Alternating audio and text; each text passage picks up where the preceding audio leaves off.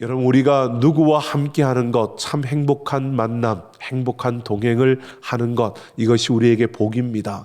그런데 같은 동행, 같은 만남을 가지더라도요, 참 그것이 복이 아니고 오히려 아픔이 되는 경우들이 있습니다. 그것은 다른 것이 아니라 똑같은 방향을 바라보고 똑같이 함께하는 그 길을 걸어갈 때는 그 걸음이 복되고 행복한데, 똑같은 곳을 바라보지 못하고 서로 다를 때 그 다름을 인정하면서 서로 윈윈하면서 같은 한 곳을 향해 나아가면 참 복된 걸음인데, 그러지 못할 때는 오히려 서로에게 아픔이 되고 또 상처를 주는 이러한 경우들을 보게 됩니다. 하나님은 이스라엘 백성들과 함께하면서 행복한 동행을 하기를 원하셨고, 아름다운 동행을 하기를 원하시고, 또 그들과 함께 걷는 그 걸음 속에서 하나님은 그들이 하나님과 같은 곳을 바라보며 달려가기를 하나님은 기대하셨습니다. 그래서 약속의 땅을 향해 출발하기 전에 하나님은 이렇게 오랜 시간을 거쳐서 그들에게 계속해서 준비를 시켜가고 있습니다. 이제 제사장의 축복 기도가 나왔습니다. 그러면 이제 다 된 것 같다라는 생각이 들어지는데, 아직도 이게 10장까지 이어져야 되니까 아직도 이어져 가는 모습을 보여주고 있습니다. 이스라엘을 향한 제사장의 축복의 뒤를 이어서 그들이 정말 하나님께서 그들에게 바라는, 그들이 광야를 지날 때 집중해야 될 것이 무엇이고 그들이 마음을 쏟아야 될 곳이 어디인지, 하나님께서 그 광야를 지날 때 그들에게 기대하시고 원하시는 것이 무엇인가를 계속해서 하나님은 그들에게 말씀해 주고 있습니다.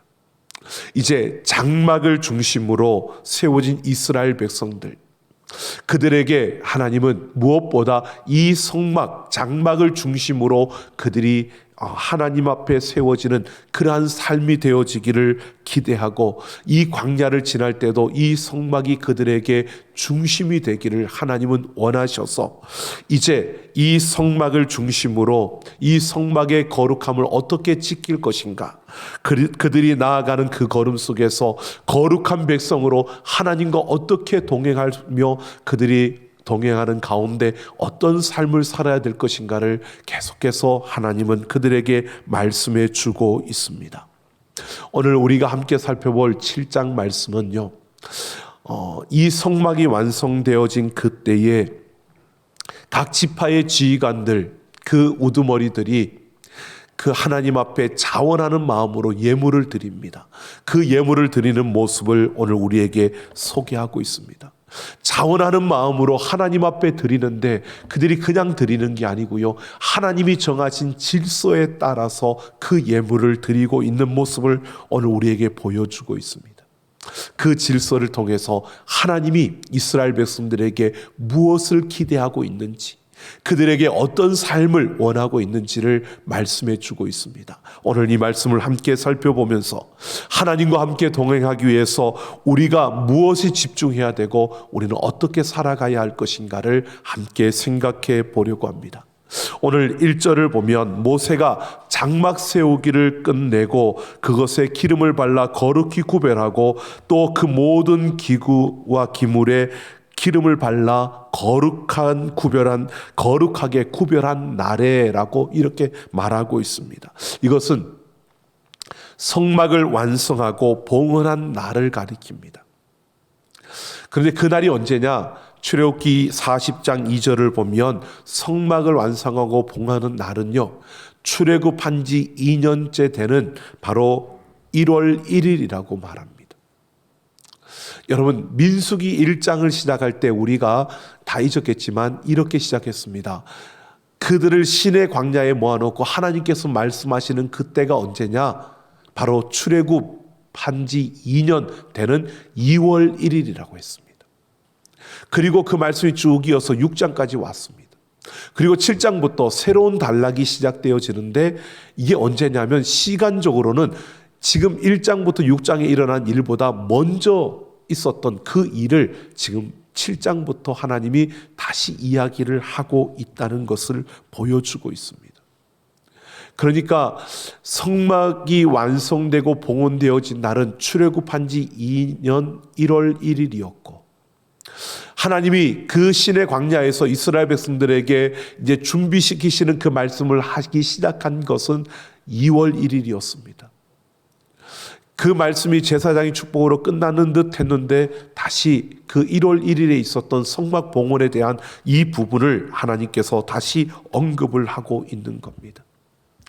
자, 7장부터 10장까지 이제 그 마지막 그 준비시키는 과정 속에서는요, 무엇보다 하나님은 이 성막을 중심으로 그들이 거룩한 백성이 되고 거룩하게 지기를 하나님이 기대하시는 그 모습을 말씀하고 있는 것입니다.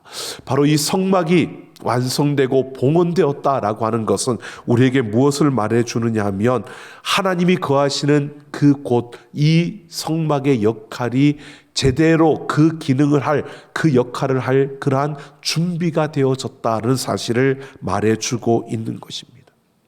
이제 하나님의 그 임재를 보여주는 성막이 제 역할을 할 수 있는 준비가 되어진 그 감격스러운 날에 이들에게 잔치가 벌어집니다. 그때 2절을 보면 가장 먼저 이스라엘의 그 각 지파의 그 우두머리들 지휘관들이요, 하나님 앞에 예물을 가지고 나옵니다. 근데 그들이 가지고 나온 예물이 뭐냐 하면 두 사람의 하나씩 수레와 그리고 각각 소 한 마리씩, 그래서 수레 6대와 소 12마리를 하나님 앞에 드렸습니다. 그러자 5절을 보면 하나님께서는 모세에게 이것들을 받아서 레위인에게 각기 직임대로 회막 봉사에 쓰게 하라고 말씀하십니다. 그러니까 지휘관들이, 레위인들이 그 직무를 감당하는 데 필요할 것 같은 수레와 소를 드린 겁니다. 하나님께서 이것을 직임대로 나누어 주라고 명령하셨습니다. 그러자 모세는 그 직임대로 이 수레와 소들을 나누어 주는데요, 보면 게르손 자손은 휘장을 걷고 그것을 운반하는 책임을 지었기에 모세는 이 게르손 자손에게 수레 2대와 소 4마리를 나누어 줍니다. 그리고 그 다음 무라리 자손들은 말뚝과 기둥과 받침, 이러한 무거운 것들을 움직이니까 그들에게는 수레 4대와 소 8마리를 나누어 주었습니다. 그러니까 다 나눠준 겁니다. 대신 고앗 자손에게는 아무것도 주지 않은 겁니다. 여러분, 분명히 하나님께서 이것을 레위인들에게 나눠주라고 했는데 모세는 이것을 나눠주는데 어떻게 하나님의 말씀을 따라 그 직임대로 나누어 준 것입니다. 왜? 고앗 자손은요, 자신들은 그 성소 안에 있는 기물들을 옮겨야 되는데 이 기물들은 어떻게 옮겨야 되느냐? 다 어깨에 메고 옮기는 것들입니다. 그러니까 고앗 자손에게는 수레와 소가 필요 없는 겁니다. 그래서 모세는 그 직임에 따라, 하나님의 말씀대로 그 직임에 따라 수레와 소가 필요한 만큼씩 그들에게, 그래서 게르손보다는 무라리가 더 무거운 또 더 많은 것들을 옮겨야 되기 때문에 그들에게는 더 많은 수레와 소를 배치하고 이렇게 직임대로 그 모든 것을 나누어 주었던 것입니다.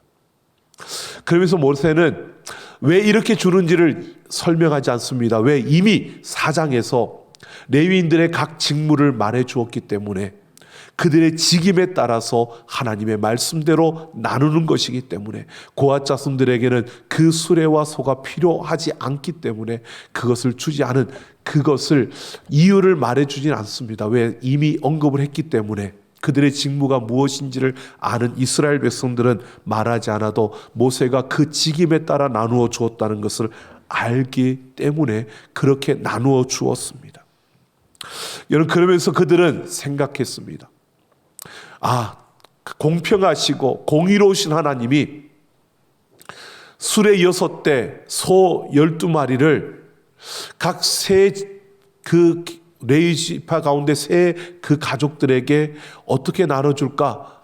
수레 2대씩, 그리고 소 4마리씩 이렇게 나눠주면 딱 맞는데 그렇게 나눠주지 않고 이렇게 나눠줬네 라고 이렇게 생각을 해보면 그들은 그렇게 생각할 겁니다. 공평하다는 그 의미가 모두가 그것을 합하여서 똑같이 나눠주는 게 공평한 게 아니라 하나님이 말씀하시는 공평하고 공의로운 것은 바로 그 직임대로, 그 필요한 대로, 그들이 사용해야 되는 대로 하나님이 그렇게 주시는 것이 공평하고 공의로운 것이구나 라는 것을 그들은 깨닫게 되었고 보게 된 것입니다. 하나님은 이렇게 그들에게 말씀하십니다. 자기에게 주어진 그 직임대로, 내게 맡겨주신 대로 우리의 필요를 찾고 그 필요를 하나님은 채워주시는 그러한 공평하시고 공의로우신 하나님이시라는 사실을 그들에게 말씀해 줍니다. 그러면서 하나님이 가르쳐 주신 질서는요, 그 직임에 따라서라는 것입니다. 여러분, 우리 각자에게 주신 것들이 다릅니다. 우리에게 맡겨진 것이 다 다릅니다. 그렇기 때문에 여러분, 다른 사람과 비교해서는 안 됩니다. 저 사람이 많은 것을 가졌다고 여러분 부러워할 것이 아니고요. 그 많은 것을 가진 만큼 그 사람은 그만큼 더 많이 헌신하고 섬기고 더 많은 노력을 해야 되는 겁니다. 그러니까 우리 각자에게 필요한 대로 하나님은 주시는 줄로 믿습니다. 그래서 우리도 각자에게 필요한 대로 구할 수 있어야 되는 겁니다. 다른 사람이 하나님께 받은 것을 탐내지 말고요. 다른 사람이 그것을 구한다고 나도 그렇게 구하는 게 아니라 내게 필요한 것을 구할 수 있는 자가 되어야 하는 겁니다. 욕심 부리지 말고요. 내 직무에, 내 직임에 맞는 내게 필요한 것을 구하며 그 하나님의 채우심을 우리는 경험하며 우리는 그렇게 살아가야 하는 겁니다. 그래서 자족하는 가운데에 우리에게 필요한 것을 구하는 이러한 것이 우리가 지켜야 하는 우리의 질서라는 겁니다. 광야를 지나면서 얼마나 많은 유혹이 있겠습니까? 다른 이들이 많은 것을 받고 그것을 가진 것을 보면 여러분, 사람의 마음인데 부럽지 않을까요? 부러울 겁니다.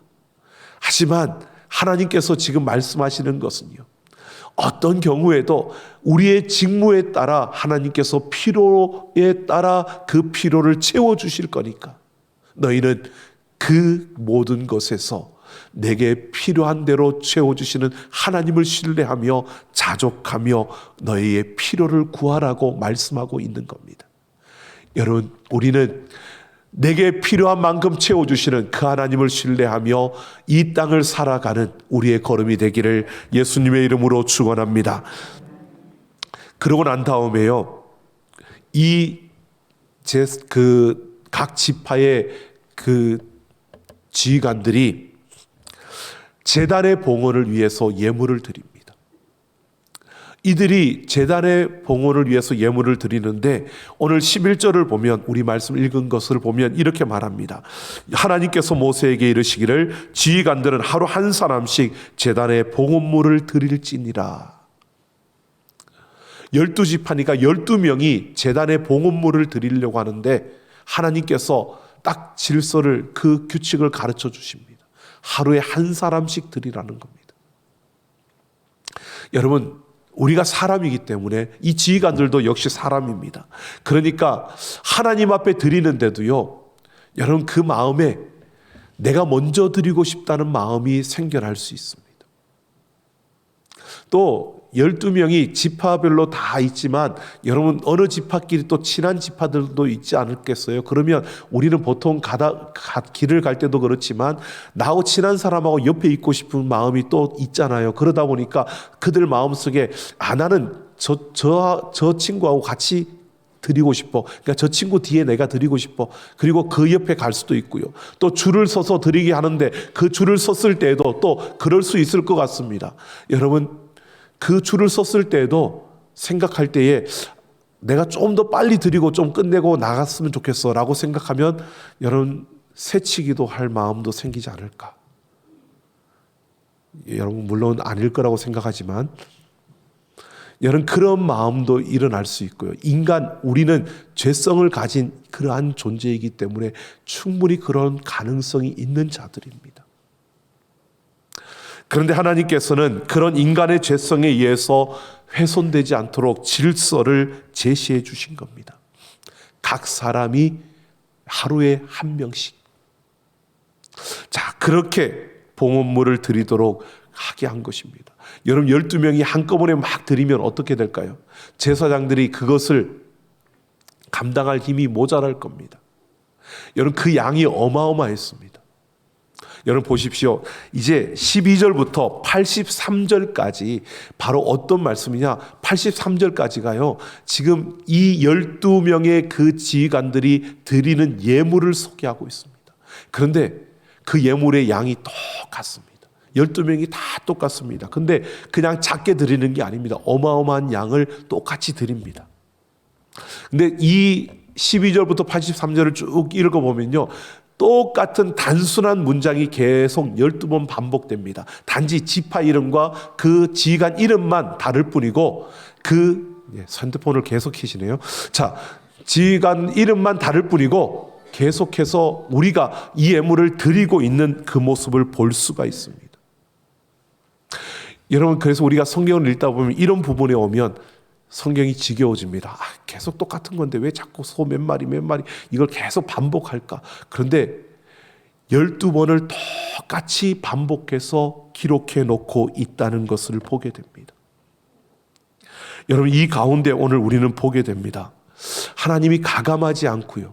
그냥 한 줄로 모든 각 지휘관들이 동일한 예물을 하나님 앞에 드렸더라 이렇게 한 줄로 쓸 수도 있는데 아주 길게 늘여놓았습니다. 왜 그러셨을까요? 여러분 89절을 보면요. 모세는 이렇게 말합니다. 증거계 위 속죄소 위에 두 그룹 사이에서 자기에게 말씀하시는 소리를 들었다라고 말합니다. 속죄소 위에서 하나님께서 모세에게 말씀하시는 소리를 들었다는 겁니다. 이 말씀은요, 어떤 말씀이냐면 출애굽기 25장 22절에서 보면 이 성막에서 내가 너희를 만나는데 바로 그 속죄소 위 두 그룹 사이에서 내가 모세와 만나 소통하며 내가 모세와 함께 하겠다. 내가 너희와 함께 하겠다라고 하나님의 특별한 임재를 약속하고 있습니다. 하나님이 그 백성들과 함께하는 그 약속이 어떻게 이루어지느냐? 이 지성소 위, 속죄소 위에 두 그룹 사이에서 하나님이 말씀하시겠다는 겁니다. 이 말씀의 약속이 이루어졌습니다. 이 말씀대로 모세가 그 속죄소 위에 두 그룹 사이에서 말씀하시는 그 소리가 들려졌다고 오늘 말하고 있는 겁니다. 즉 이렇게 말해주고 있는 겁니다. 이 12번의 과정, 이 모두를 하나님이 기쁨으로 받으셨고 그래서 그 기쁨으로 받으신 하나님께서 약속대로 그 속죄소 위 두 그룹 사이에서 모세에게 말씀하셨다라고 이렇게 말해주고 있는 것입니다.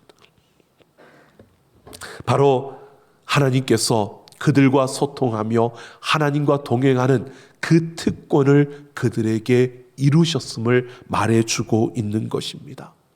하나님은 바로 이 12번의 하나님의 말씀을 따라 그 질서대로 조화롭게 그렇게 예물을 드린 그 모든 것을 기쁨으로 받으셨고요. 그리고 그들에게 하나님과 소통하며 하나님과 동행하는 이 특권을 주셨음을 밝혀주고 있는 것입니다. 오늘 하나님은 우리에게 이렇게 말씀합니다. 하나님이 정해주신 그 질서, 하나님이 말씀하시는 그 질서를 따라 우리가 나아갈 때 하나님은 그 삶을 기쁨으로 받으실 뿐만 아니라 하나님께서는 우리와 소통하며 우리 가운데 동행하는 이 특권을 우리에게 주신다는 것입니다. 광야에서 이스라엘 백성들이 하나님과 동행하며 하나님과 소통하며 동행하는 이 특권을 누리기 위해서 그들은 무엇보다도 하나님의 그 질서를 따라 함께 조화로운 그 걸음을 걸어갈 때 그들은 이 하나님의 동행의 이 특권을 누리며 살아갈 수 있다는 사실을 말해주고 있는 겁니다. 여러분, 우리의 삶의 모든 순간순간마다 하나님과 소통하며 그 하나님과 동행하기를 원한다면 우리는 하나님의 질서를 따라 행하는 우리의 삶이 되어져야 한다는 것입니다. 우리의 삶의 모든 순간마다 하나님이 말씀하시는 그 말씀을 따라 그 질서를 따라서 나아가는 우리의 걸음을 통해서요, 하나님과 소통하며 동행하는 이 특권을 누리며 살아가는 우리 삼락가족 모두가 되기를 예수님의 이름으로 축원합니다. 고린도전서 14장 33절을 보면 하나님은 무질서의 하나님이 아니시요 화평의 하나님이시라고 말씀합니다. 하나님은 무질서의 하나님이 아니라 화평의 하나님이라, 질서로 우리 모두를 하나 되게 만들어 가시는 하나님이시라는 것입니다. 그래서 히브리서 4장 16절을 보면 우리는 긍휼하심을 받고 때를 따라 돕는 은혜를 얻기 위하여 은혜의 보좌 앞에 담대히 나아갈 것이니라 라고 말합니다. 우리가 그 은혜의 보좌 앞에 나아갈 수 없었는데 하나님께서는 나아갈 수 있는 길을 열어주셨습니다. 예수 그리스도를 통해서 그 은혜 앞에 나아갈 수 있는 길을 우리에게 열어주신 것입니다. 그 질서를 따라서 우리는 하나님과 동행하고 소통하는 이 특권을 누릴 수 있게 된 것입니다. 즉 예수 그리스도로 말미암아 우리는 하나님과 소통할 수 있게 되었고요, 하나님과 함께할 수 있게 된 것입니다. 그래서 요한복음 15장에서 예수님을 포도나무로 비유하시면서 그렇게 예수님 말씀하셨습니다. 너희가 내 안에 내가 너희 안에 거하면 열매를 많이 맺나니 너희는 나를 떠나서는 아무것도 할 수 없다고 말씀하고 있습니다. 여러분, 우리가 예수 그리스도 안에 있을 때 우리는 하나님과 소통하며 하나님과 동행하는 이 특권을 누리게 되어지는 겁니다. 이스라엘 백성들이 하나님의 질서를 따라서 각기 직임대로 그들이 구하고 또 그들의 삶 속에서 그 하나님의 말씀대로 살아갈 때에 그들은 하나님과 소통하며 동행하는 그 특권을 누렸다면, 오늘 우리는 예수 그리스도 안에서 예수 그리스도와 함께하며 예수님을 닮아가는 그 걸음을 통해서 우리는 하나님과 소통하며 하나님과 함께하는 이 특권을 누리게 된 것입니다. 여러분, 우리는 예수님 안에서 예수님을 따라가는 그 걸음을 통해서 하나님과 소통하며 동행하는 우리의 걸음이 되기를 소망합니다. 여러분, 어떻게 살아가야 될지 우리 한번 생각해 보십시오. 어릴 적 저는 지금은 그런 일들이 없는 것 같은데 어릴 적 친구들과 그런 놀이도 해봤습니다. 갈림길이 나오면 어디로 가야 될지 모를 때 침이 튀겨가는 방향으로, 한 번쯤은 다 튀겨보신 분들은 웃으시는 것 같은데, 여러분 그렇게 가면 어디로 갈까요? 생각지 못한 방향으로 가게 될 겁니다. 침이 어디로 튈지 모르니까요. 여러분, 우리의 삶은 그렇게 가는 게 아니고요, 우리의 삶은 예수 그리스도 안에서 예수님과 함께 걸어가야 되는 겁니다. 미국에서 유학생활을 할 때 같이 캠퍼스에 있던 그 대학생들 중에 팔찌를 차고 있는데 보니까 WWJD라는 팔찌를 차고 있었습니다. 제가 그에게 물었습니다. 그게 무슨 뜻이냐 그랬더니 그 친구 하는 이야기가 What would Jesus do? 예수님이라면 어떻게 하셨을까라는 뜻이라는 겁니다. 삶의 어떤 선택의 순간이 나오면 그 팔찌를 보면서 예수님이라면 어떻게 하셨을까를 생각하며 예수님과 소통하며 동행하는 삶을 살려고 노력하는 한 부분을 보았습니다. 여러분, 우리는 삶에서 예수님과 동행하려고 어떤 노력을 하고 있습니까? 침을 튀기며 살아가고 있습니까? 아니면 예수님이라면 어떻게 했을까를 생각하며 예수님 안에서 살아가려고 우리가 달려가고 있습니까? 오늘 우리는 여러분 정말 우리의 삶은요, 예수 그리스도 안에서 그 예수님을 따라갈 때 막막해 보여도 앞이 보이지 않아도요, 그 길이 참되고 바르고 올바른 길인 줄로 믿습니다. 여러분, 예수님 안에 있어야 합니다. 여러분, 우리가 이번 주 수요일부터 사순절 말씀 묵상 챌린지, 여러분 우리 함께 도전하기를 원합니다. 그렇게 길지 않습니다. 근데 그 말씀을 읽으면서 예수님은 어떻게 하셨나, 예수님은 어떻게 그 길을 걸으셨나를 보시면서요, 그 예수님과 함께 살아가는 우리의 삶, 그 예수님께 한 걸음 더 다가가는 우리의 걸음. 그래서 그 예수님께 나의 삶을 조금 더 맡기면서 내 삶의 한 부분이라도 예수님을 더 닮고 싶어서 그 예수님을 붙들고 그 예수님과 함께 달려가는 우리의 걸음이요. 바로 이러한 걸음을 걸어갈 때 우리는 이 광야 같은 세상에서요, 하나님과 소통하며 하나님과 동행하는 그 삶의 특권을 우리는 빼앗기지 않고 누리며 살아갈 수 있는 것입니다. 오늘 우리 모두가 예수 그리스도 안에서 하나님이 주신 그 놀라운 소통하며 동행하는 그 특권을 누리며 살아가는 우리 모두가 되기를 예수님의 이름으로 축원합니다. 우리 함께 찬양하겠습니다.